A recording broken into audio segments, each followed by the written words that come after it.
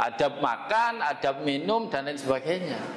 Nah, ketika guru masih minum sambil berdiri dengan tangan kiri, bagaimana muridnya? Maka ada istilah yang kencing berdiri, murid kencing berlari. Nah, itu kisah-kisah Imam Bukhari ketika mencari ilmu dan mencari seorang guru. Maka beliau subhanallah ketika kita saksikan kitab itu luar biasa sampai sekarang masih tetap otentik, padahal itu disusun sekitar 100 Hijriyah. Padahal sekarang 1400-an Hijriyah. 1400 pinten sedikit? 1445 46 Hijriyah. Berarti sudah seribuan tahun yang lalu dan masih tetap otentik. Kita lanjutkan hadis yang ketiga dalam kitab hadis Arba'in Nawawi.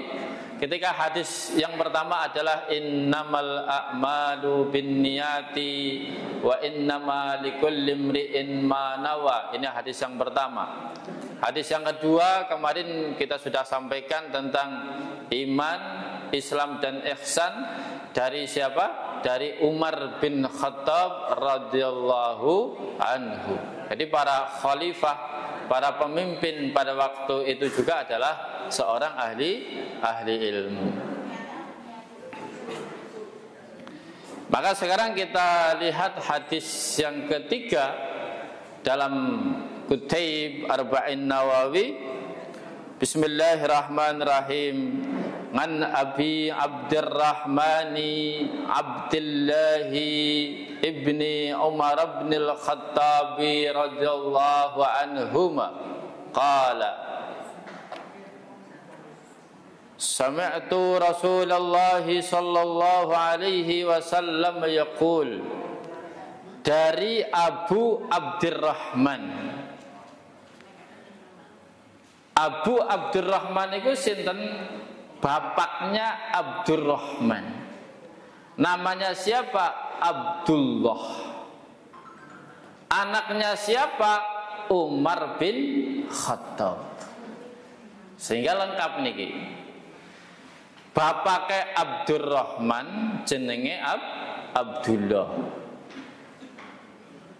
Putrane Umar bin Khattab. Umar bin Khattab niku sinten? Khalifah dalam Khalifatul Rasyidin, sahabat Nabi yang juga meriwayatkan hadis yang sebelumnya yang tentang Islam, iman, ihsan yang disampaikan oleh malaikat Jibril itu dalam hadis yang kedua.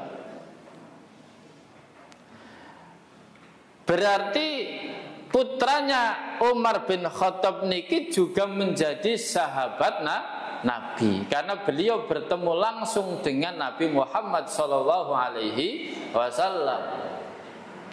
Jadi Umar bin Khattab nggih sahabate Kanjeng Nabi, putrane juga sahabate Kanjeng Nabi. Kalau sahabat versi Indonesia itu teman dekat, tapi sahabat dalam ilmu hadis ini, dalam ilmu Islam inggih menika sahabat adalah orang Islam yang bertemu dengan Nabi, sezaman dengan Nabi dan meninggal dalam keadaan Islam. Niku sahabat. Napa wonten sing sezaman Islam percaya kali Kanjeng Nabi ning murtad ya wonten, maka bukan disebut sahabat. Wong meninggal murtad.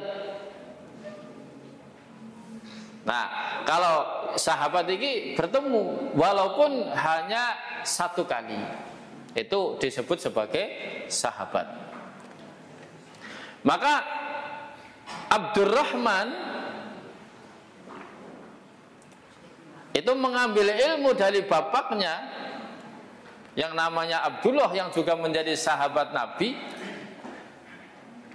Beliau mengatakan, sami'tu Rasulullah sallallahu alaihi wasallam.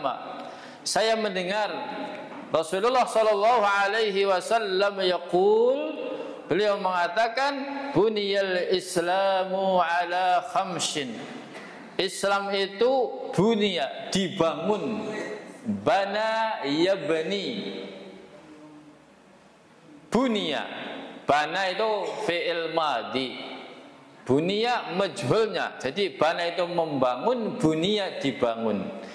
Islam itu dibangun ala khamsin, atas 5 perkara. Syahadatu an la ilaha illallah, yaitu persaksian bahwasanya tidak ada ilah yang berhak disembah illallah selain Allah. La ma'buda bihaqqin illallah.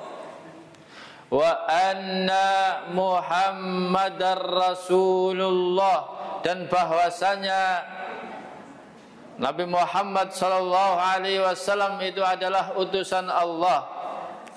Wa iqamus salati, dan mendirikan salat. Wa itaiz zakati, dan membayar zakat. Wa hajjul baiti, dan berhaji ke Baitullah. Wa saumu ramadana, dan melaksanakan puasa di bulan Ramadan. Kalau dalam hadis sebelumnya, hadis yang kedua itu manis tata'a ilaihi sabila, dan yang menjadi yang kelima itu dalam hadis yang kedua. Ini juga terkenal dengan sebutan rukun Islam. Pertama nggih menika syahadat, nomor kali salat, nomor 3 zakat, nomor sekawan haji menurut versi ini, nomor gangsal puasa. Kalau yang hadis sebelumnya 4 jadi 5, 5 jadi 4. Syahadat, salat, puasa, syahadat, salat, zakat, puasa, haji. J. Niku sing hadis sebelumnya. Secara umum niki ketika dalam disebutkan rukun Islam itu apa itu ya. Beberapa pelajaran yang bisa kita ambil dari hadis yang ketiga inggih menika, Rasulullah sallallahu alaihi wasallam menyamakan Islam dengan bangunan yang kokoh dan tegak di atas tiang-tiang yang mantap. Jadi ibaratnya tiang itu saka atau itu ada 5. Seandainya salah satunya tidak ada, menjadi tidak sempurna suatu bangunan itu. Maka tidak sempurna Islamnya. Pernyataan tentang keesaan Allah dan keberadaannya membenarkan kenabian Muhammad sallallahu alaihi wasallam merupakan hal yang paling mendasar dibandingkan dengan yang lain-lainnya. Selalu menegakkan sholat dan menunaikannya secara sempurna dengan syarat rukunnya, adab-adabnya, sunnah-sunnahnya, agar dapat memberikan buahnya dalam diri seorang muslim, yaitu meninggalkan perbuatan-perbuatan keji dan perbuatan-perbuatan mungkar, karena sholat adalah mencegah dari perbuatan keji dan mungkar. Pasti sifatnya, inna salata tanha anil fakhsya'i wal munkar. Pasti sesungguhnya sholat itu mencegah. Jadi sifatnya pasti, pakai kata-kata inna. Seandainya seseorang masih kadang melakukan perbuatan keji, kadang melakukan perbuatan mungkar, berarti sholatnya belumlah sempurna. Wajib mengeluarkan zakat harta. Orang kaya yang syarat-syarat wajibnya zakat sudah ada pada mereka, lalu memberikannya kepada orang-orang yang fakir, yang membutuhkan. Wajib zakat itu. Kalau orang sudah sadar masalah sholat, masalah zakat, masalah Islam pun bukan masalah mengenai seperti ini. Tapi ternyata ada sebagian kaum muslimin yang lalai terhadap zakat, terhadap sholat dan lain sebagainya. Tidak hanya etapa zaman sekarang, walaupun lazismu ataupun Basnas sudah mengadakan sosialisasi, edukasi ke masyarakat, tapi masih ada saja tetap orang-orang yang enggan membayar zakat walaupun sampun mampu. Tidak hanya zaman sekarang, bahkan dari zaman sahabat Rasulullah SAW, ketika Rasulullah itu meninggal dunia, kemudian digantikan oleh Khalifah Ar-Rasyidah, yaitu Khalifah yang pertama inggih menika Abu Bakar As-Siddiq. Beliau banyak menumpas, menasehati yang sampai keras, sampai menumpas itu orang-orang yang enggan membayar zakat. Maka perintahnya itu kan khudz min amwalihim shadaqah. Ambillah dari harta-harta mereka sedekah. Sedekah wajib inggih menika zakat bagi orang-orang yang sudah memenuhi syarat. Ketika orang itu tidak sadar tentang kewajiban zakat, maka panitia atau lazis atau Basnas perintahnya adalah khudz, ambillah. Wajib gitu kan? Wajib mendatangi, tidak hanya menunggu. Ini perintahnya itu.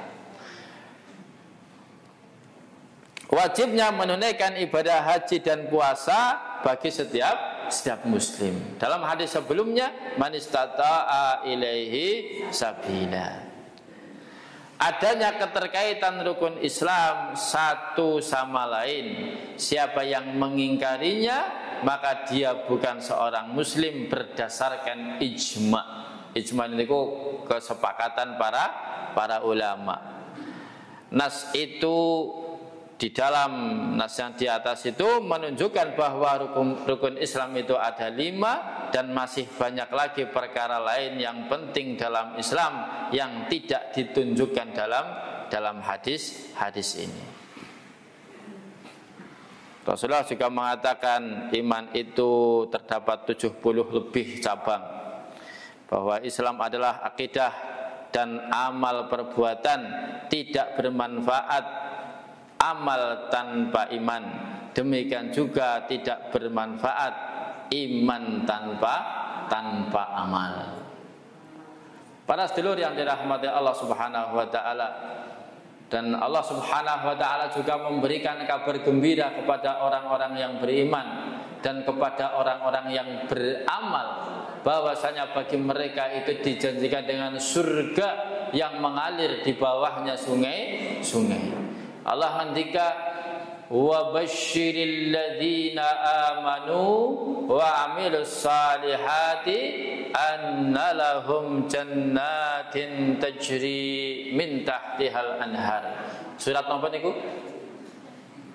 Dalam Al-Baqarah. Wa basyiril ladzina, dan berilah kabar gembira alladzina amanu, kepada orang-orang yang beriman, wa amilus salihat, dan kepada orang-orang yang beramal soleh. Iman kali amal soleh niku jejeran. Nah niku.